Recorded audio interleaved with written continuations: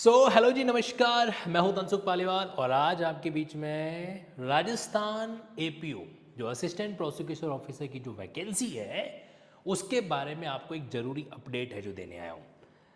शायद आप लोगों ने सुना होगा कि कुछ एक के बाद दो खबरें जो हैं वो उसको एपीओ के एग्ज़ाम को लेकर वायरल हुई है। और जैसा कि आपने इस थंबनेल में देखा है वैसा का वैसा अग्नि परीक्षा जो है वो होने वाला है एक स्टूडेंट का। इससे पहले मैं आगे बढ़ूं, मैं आपको एक चीज़ दिखाना चाहता हूं, ठीक है? अटेंशन के साथ उसको जरा एक बार ऑब्जर्व है जो कीजिएगा और वो चीज़ कहेंगे आप लोगों से कनेक्ट होती है। मतलब कहते हैं कि धैर्य जो है वो एक इंसान में अक्सर होना चाहिए, लेकिन कई बार ऐसा होता है कि वो जो धैर्य है वो इंसान की अच्छी खासी परीक्षा है जो ले लेता है। अब ज़रा आपके सामने एक ये इमेज है, जरा इसको देखो तो आप।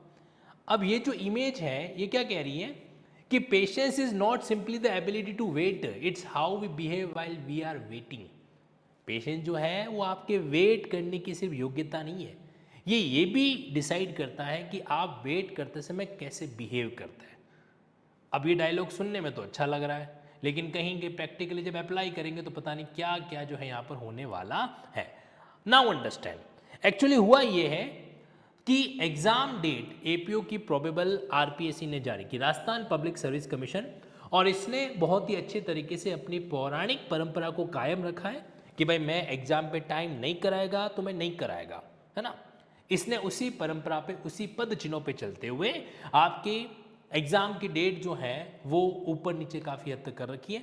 यानी कि अब आपके सहायक अभियोजन अधिकारी का जो एग्जाम है तो प्रीलिम्स एग्जाम होने की जो संभावना है वो है आपकी 19 जनवरी 2025, यानी कि लगभग लगभग 8 महीने बाद में।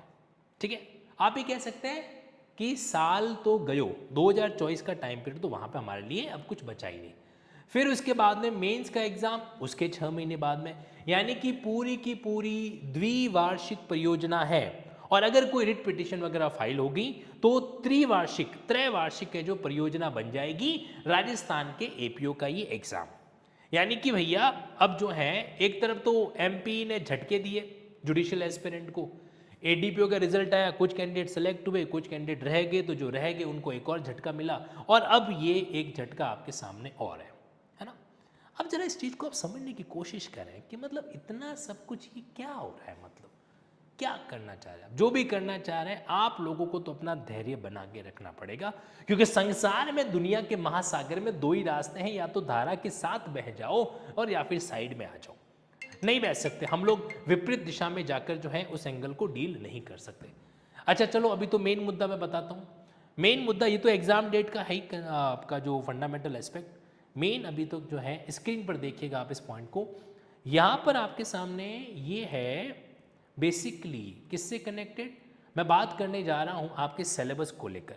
अब ये आपके प्रीलिम्स का सिलेबस है, तो इन्होंने प्रीलिम्स का सिलेबस जिस तरीके से मेंशन है जो कर रखा है उसके अकॉर्डिंग यहाँ पर आपके इंडियन पिनल कोड पूरा कोर्स में नहीं रहेगा, कुछ सेलेक्टेड चीज़ें जो है सिर्फ वहीं आपके क्या है इस कोर्स में है जो होने वाली है। और वो कौन सी चीज़ें हैं, जैसे आपके introduction, general exception, general explanation, आपके जॉइंट लाइबिलिटी के सिद्धांत, और ह्यूमन बॉडी और प्रॉपर्टी। यानी कि सिर्फ ऑफेंस के नाम पे दो ही चैप्टर डाले हैं। कौन कौन से, एक तो ह्यूमन बॉडी वाला जो चैप्टर है वो आपके बीच में आ रहा है, और एक आपके आ रहा है प्रॉपर्टी वाला चैप्टर। बाकी तो बेसिक जनरल कॉन्सेप्ट है। तो आपके प्रीलिम्स एग्जाम में आईपीसी का सिर्फ इतना सिलेबस।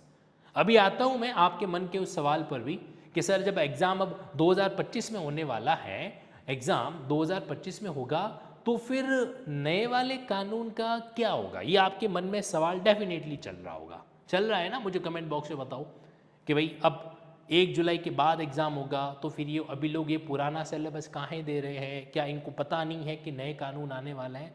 मैं इसका जवाब भी आपको इस सेशन के एंड तक, आप 5 मिनट बने रहो, सारी बातें मैं आपके सामने डिस्कस है जो करता हूँ। जरा स्क्रीन पर वापस फोकस करो, तो यहाँ पर इस तरीके से आपके सामने ये आपका सिलेबस। सीआरपीसी के भी क्या है, सारे के सारे 37 चैप्टर्स आपके सिलेबस में नहीं है। यहाँ पर आपके चैप्टर नंबर 1, चैप्टर नंबर 2, फिर उसकी पावर्स चैप्टर नंबर 3, फिर उसके बाद में अपीयरेंस को कंपेल करना, यानी कि बीच वाला चैप्टर गायब कर दिया, अरेस्ट वाला प्रोविजन आपके सिलेबस में नहीं है।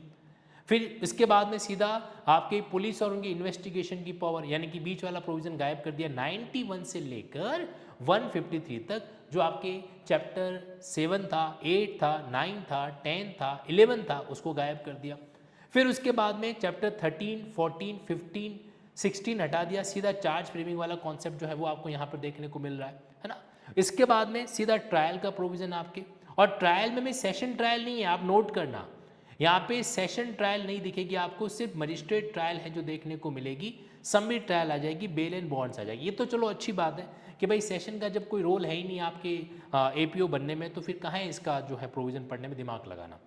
और एविडेंस में तो इन्होंने क्या किया है कि प्रिलिमिनरी पार्ट, रिलेवेंसी का सारा सेगमेंट यहाँ पर आपके बीच में है जो आ जाएगा, और सीधा विटनेस, यानी कि बर्डन ऑफ प्रूफ को गायब कर दिया, डॉक्यूमेंट्री एविडेंस को गायब कर दिया, आपके जो एम्बिग्विटी का सेगमेंट था उसको गायब कर दिया, वो सब कुछ है जो यहाँ से हट चुका है।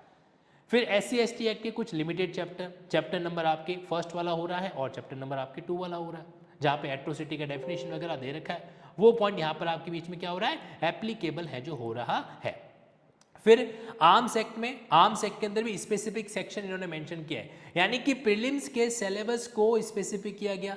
जुवेनाइल जस्टिस कानून पूरा नहीं पढ़ना है, अब आपको 1 से 26 सेक्शन ही देखने हैं। राजस्थान एक्साइज के अंदर भी मामले को थोड़ा लिमिटेड कर दिया, ये सेक्शन, उसके बाद 54 से 70। पॉक्सो के अंदर भी आपको ये सेक्शन पढ़ने हैं। फिर आपके पब्लिक एग्जामिनेशन के अंदर भी आपको यही पॉइंट है जो पढ़ना है। फिर पब्लिक एग्जामिनेशन के जो आपके रेगुलेशंस वगैरह हैं उसके अंदर भी आपको ये particular section, probation of offender लगभग पूरा है, कुछ एक सेक्शन को हटा दिया गया है, तो अब सेक्शन 2, 6 वगैरह इस तरीके से दे रखा है। फिर जनरल हिंदी मोस्ट प्रोबेबली आपके प्रीलिम्स में वही आएगी जो आपको कहीं न कहीं कहाँ देखने को मिलती है, आरजेएस या जेलो के एग्जाम में देखने को है जो मिलती है, और इंग्लिश के अंदर भी लगभग आपके वही सेगमेंट है। प्रीलिम्स के पर्सपेक्टिव में आपके ग्रामर में कुछ खास चेंजेज है जो नहीं हुआ है।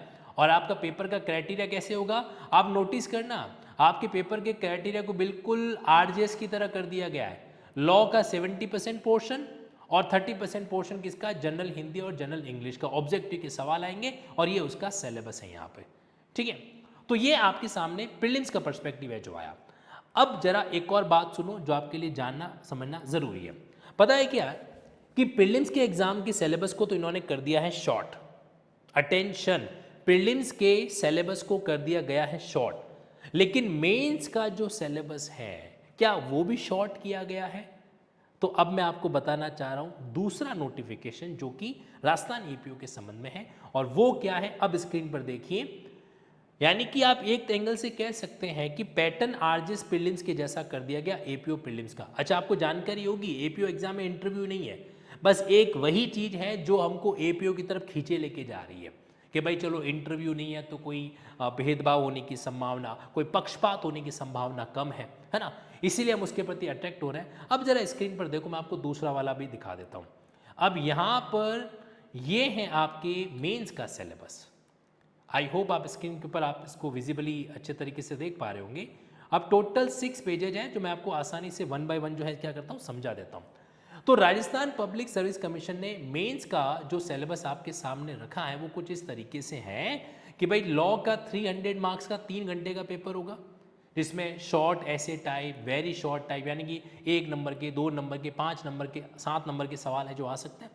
और फिर आपके 50-50 नंबर का जनरल हिंदी और जनरल इंग्लिश जो होता है। आपको पता है आरजेएस राजस्थान जुडिशियल सर्विस में तो क्या है कि भाई ये जो हिंदी इंग्लिश है उसमें सीधा ऐसे राइटिंग पूछा जाता है, ठीक है, लेकिन यहाँ पे मामला अलग है। ये पेपर थोड़ा आपको टफ है जो लगने वाला है।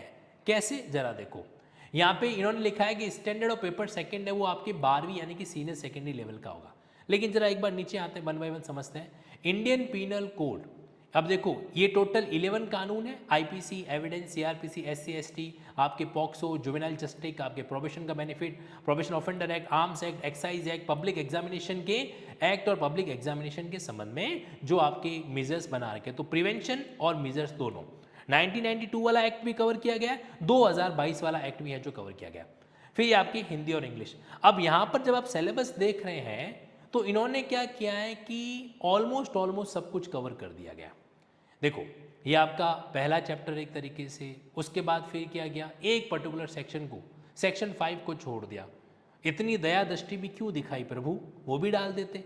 फिर 6 से 52 है, 53 से 75, 76 से 106, 107 से 120, यानी कि ऑलमोस्ट। अब यहाँ पे क्या कवर हो रहा है आप नोटिस कीजिए, 121 से 124 ए आ रहा है, बीच में 125 और जो आर्मी वाले ऑफेंस थे ना, अबेटमेंट ऑफ आर्मी, जो आपके एक तरीके से म्यूटिनी, असॉल्ट, इनसबॉर्डिनेशन वगैरह, वो सारे ऑफेंस हट गए। तो आर्मी का चैप्टर इन्होंने यहाँ से हटा दिया। Public tranquillity as it is पूरा का पूरा दे रखा है यहाँ पे। फिर ऑफेंस बाय पब्लिक सर्वेंट वो हटा दिए गए। ऑफेंस अगेंस्ट पब्लिक सर्वेंट यानी कि contempt of public authority of servant का वो मेंशन है जो कर दिया। पब्लिक जस्टिस के ऑलमोस्ट सारे ऑफेंसेस कवर किए गए, कुछ एक को छोड़ के। अब ये 191 से 195 पे, फिर 196 से 200 छोड़ दिया, 201 को कवर किया, 212। तो यहाँ पर स्पेसिफिक सेक्शन को फोकस किया गया। आप नोटिस कीजिए यहाँ पर पूरा का पूरा चैप्टर 11 आपके कवर नहीं किया गया है।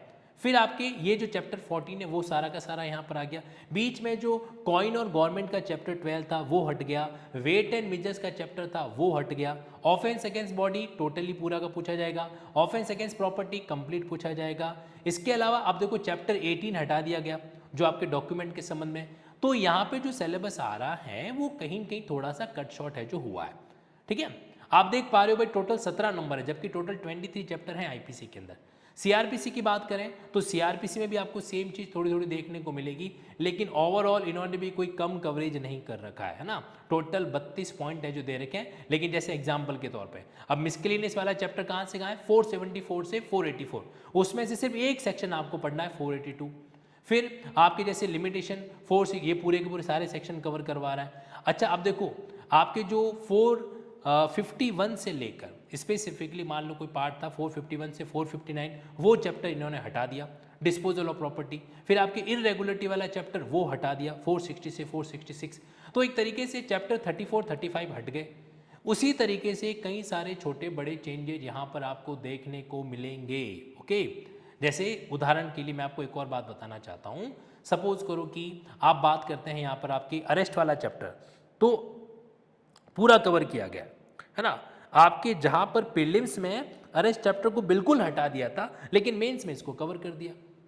इसके अलावा आपके ये जैसे बाकी चैप्टर्स को भी लगभग इन्होंने कवर कर, इन्वेस्टिगेशन कंप्लीट कवर हो गया, जुरिस्डिक्शन सारा का सारा ले लिया, कॉग्निजेंस वाला चैप्टर पूरा आ गया, आपके कंप्लेन वाला मामला पूरा आ गया, इश्यू ऑफ प्रोसेस, चार्ज, फिर सेशन की जो ट्रायल है वो मेंस में पूछी जा रही है, मजिस्ट्रेट की ट्रायल, फिर समरी ट्रायल, फिर आपके जैसे यहाँ पे समन केस की trial, summary trial, plea bargaining, वो सारा सेगमेंट यहाँ पर आपको देखने को है जो मिल रहा है।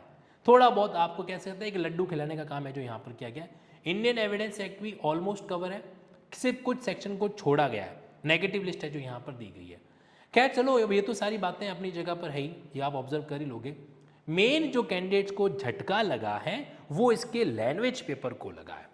अब आप लैंग्वेज पेपर में इस बात को ऑब्जर्व करना कि लैंग्वेज पेपर के इन्होंने झटका कैसे दे रखा है। देखिए समझने की कोशिश कीजिएगा। यहाँ पर इन्होंने हिंदी और जो इंग्लिश है उसके तहत कई नई चीज़ों को जोड़ दिया। अब वो आपसे मेंस के पेपर में शब्द शुद्धि, वाक्य शुद्धि, मुहावरे, लोकोक्ति, ये आपके सम शुद्ध एक समान सुनाई देने वाले अलग अलग अर्थ वाले शब्द है ना, अंग्रेजी वाक्यों का हिंदी में अनुवाद, ट्रांसलेशन, फिर आपके जो प्रिसाइज राइटिंग जिसको इंग्लिश में बोलते हैं संक्षिप्तीकरण, ये पूछा जाएगा। कार्यालय पत्र के संबंध में थोड़ा आपको ड्राफ्टिंग का तैयारी भी करना पड़ेगा, और साथ ही साथ में निबंध भी पूछ लिया। इनका बस चलता तो और कुछ भी बचा है तो वो भी पूछ लेते, लेकिन चलो कोई बात नहीं, थोड़ी बहुत दया जग गई। लेकिन एक बात है कि मेंस के अंदर आपके संधि वंदी का कोई लेना देना है जो नहीं है। लेकिन वहीं पर जब आप प्रीलिम्स के सिलेबस को ऑब्जर्व कर रहे हो तो प्रीलिम्स में क्या यहाँ पर संधि वगैरह है? बिल्कुल है ना। आपके सानिध्य में इन्होंने प्रीलिम्स में संधि दे रखी है, मेंस में है जो नहीं है। फिर जनरल इंग्लिश के अंदर भी यहाँ पर भी आपके सामने जो चेंजेज आ रहे हैं वो, अब देखो जनरल इंग्लिश को 3 पार्ट में कर दिया। पहला पार्ट ग्रामर है, ये लगभग वही सेगमेंट जो पहले है। आपके पार्ट बी में कॉम्प्रीहेंशन, प्रिसाइज राइटिंग और ट्रांसलेशन डाल दिया। फिर लेटर राइटिंग, नोटिस राइटिंग वगैरह। देखो इन्होंने हिंदी को 3 पार्ट में डिवाइड किया नहीं, बट हिंदी भी 3 पार्ट में डिवाइड हो रही है।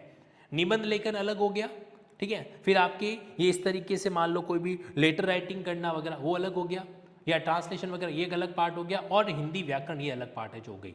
तो कुल मिला के 50-50 मार्क्स का जो ये आपका सिलेबस है इसको कवर करने में बहुत पसीने हैं जो छूटने वाले हैं, एफर्ट करना पड़ेगा, लेकिन समय भी आपके पास में दे रखा है। लेकिन ध्यान रखना, फिर से मैं आपको वही इमेज दिखा रहा हूं जो मैंने आपको शुरुआत में दिखाई थी, क्या कि धैर्य रखना पड़ेगा। पेशेंस के बिना काम यहाँ पर नहीं चलने वाला है। आपसे इतना ही कहूँगा कि इस एग्ज़ाम को साइड बाय साइड डेली 2-2 3-3 घंटे चलाते रहो, है ना। अच्छा, अब आपके सवाल का जवाब भी दे देता हूँ कि सर नए कानून को पढ़ें या क्या करें, ठीक है। तो इसका जवाब भी आपके पास में। उससे पहले जरा अनअकैडमी की ये वाली न्यूज़ एक बार देख लीजिए। कौन सी न्यूज़? जो आपको स्क्रीन पर दिखाई दे रही है कि आपके पास में अप्रैल 30 नहीं 5 मई तक, इसको आप चेंज भी कर सकते हैं, 5 मई इसकी डेट बढ़ चुकी है, 5 मई तक आप जो है ना इन चीज़ों का बेनिफिट उठा सकते हैं। तो भैया आपकी द्विवार्षिक परियोजना है, तो मेरा तो आपसे यही कहना है कि 12 मंथ का एक सेगमेंट समझ के चलो, है ना। और फिर आपको जो सूटेबल लगे उसको ईएमआई में कंट्रोल करके रेगुलर क्लास अटेंड करो। रेगुलर क्लास आपको अटेंड करना चाहिए। लिंकिंग कोड इसलिए डालना है ताकि आपको कोई प्रॉब्लम हो तो मैं उसको आपको डिफेंड कर सकूं, और दूसरा आपको सारे के सारे लिंकिंग कंटेंट का सॉफ्ट कॉपी एक्सेस मिल सके। अब एक बात अब जरा अच्छे से सुनिएगा, समझने की कोशिश कीजिए। देखो 50% बेनिफिट है, एनकैश कर सको तो जरूर कीजिए। Now understand the main segment. अब नए कानून आएंगे कि नहीं आएंगे, तो देखो ऐसा है, अब ये बड़े प्यार से सेक्शन स्विचिंग टेबल बनाई थी। अब मैं आपको कहने वाला हूं कि समय आ गया है सेक्शन स्विचिंग टेबल्स को यूज करने का। ये जो इन्होंने सिलेबस टुकड़ों टुकड़ों में दिया है ना कि ये सेक्शन है, ये सेक्शन छोड़ देना है, नया कानून तो पढ़ना पड़ेगा देवी और सज्जनों, ठीक है जी। नया कानून तो पढ़ना पड़ेगा। अब देखो इन्होंने जैसे आज लेटर निकाला है ना, तो ये क्या करेंगे, 1 जुलाई बाद में ऐसा एक आधा प्रेम पत्र और निकाल देंगे और बोल देंगे कि भाई जहां पे भारतीय दंड संहिता है या तो वहां पे भारतीय न्याय संहिता समझा जावे, और या फिर भारतीय दंड संहिता की जगह भारतीय न्याय संहिता और भारतीय दंड संहिता दोनों समझा जाए, जैसे केरला ने कर रखा है जुडिशियल एग्जाम के अंदर। लेकिन आएगा तो नया कानून, क्योंकि 1 जुलाई के बाद मैं आपको स्ट्रिक्टली कहना चाहता हूं, 1 जुलाई के बाद अगर किसी पब्लिक एग्जामिनेशन के अंदर पुराना कानून पूछा जाता है तो वो रिट का मैटर बनता है। अब आरजेएस को तो हम कुछ कह नहीं सकते, क्योंकि उसमें मारने वाला भी और ताड़ने वाला दोनों एक ही है, तो हाईकोर्ट तो अपनी बात मानेगा नहीं, क्योंकि हाईकोर्ट खुद ही एग्जाम करा रहा है। लेकिन आरपीएससी की बैंड हाईकोर्ट बहुत अच्छे से बजाता है, आप इतिहास उठा के देख लो, है ना। तो ऐसे केस में वहां पे हो सकता है कि कोई पॉलिसी आ जाए, इसका जवाब है जो मिल जाए। सो बी प्रिपेयर्ड। न्यू लॉस आपको तैयार करने हैं, ये मेरा आप लोगों से स्ट्रॉन्ग कनेक्शन है। और ये आप भी जानते हो कि जब कानून लागू हो चुका है अलग अलग देश के अलग अलग राज्यों के अंदर, उसको इम्प्लीमेंटेशन के पायलट प्रोजेक्ट शुरू हो चुके हैं, तो संभावना ही नहीं है कि आपसे पुराना कानून पूछा जाए। मैं आपकी जानकारी के लिए बताना चाहता हूँ, राजस्थान के ऑलमोस्ट लगभग हर पुलिस थाने में नए वाले कानूनों की एक कॉपी भेजी गई है सरकार के द्वारा, ताकि पुलिसकर्मी इसको लेके अपडेट करें। ट्रेनिंग प्रोग्राम हो रहा है, और 1 जुलाई एक आप समझ लो मील का पत्थर है। अब सरकार का ही पूरा परिवर्तन हो जाए तो भैया वो तो अलग ही बात है, कानून परिवर्तन हो जाए वो एक अलग बात है, अदरवाइज ये चीज़ आपके आनी तय है, ठीक है जी। Thank you so much, good night. और भी आपका कोई कंसर्न है आप कमेंट बॉक्स में मेंशन करें, या @तनसुख सर पे आप मेरे को डीएम कर सकते हैं टेलीग्राम के अंदर। और भी कई सारी जानकारी इस पर करते रहेंगे अपन, और घबराना नहीं है। आरजेएस का एग्ज़ाम अपनी डेट पर ही होगा, एपीओ एग्ज़ाम अब आपके किस्म हुआ, लेकिन आपको रेगुलरिटी उसमें भी बना के रखनी चाहिए, ठीक है जी। चलो जी, शुभ रात्रि, गुड नाइट।